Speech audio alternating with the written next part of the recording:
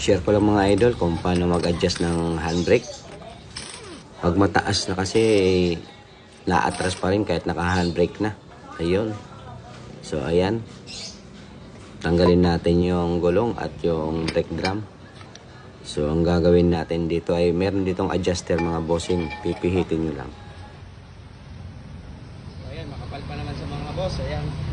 Ang gagawin natin dito, siyempre, adjust tayo, adjust.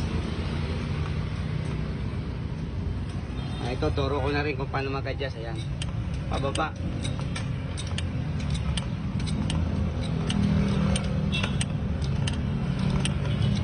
Ayan.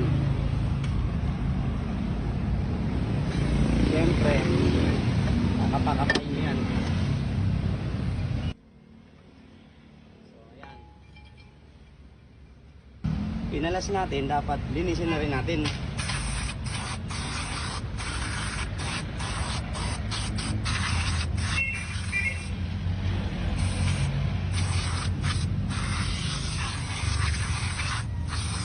So ayan, nalinis na natin.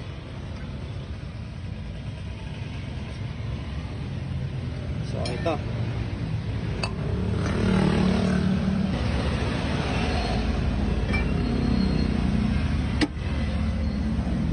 So ayan, ganyan.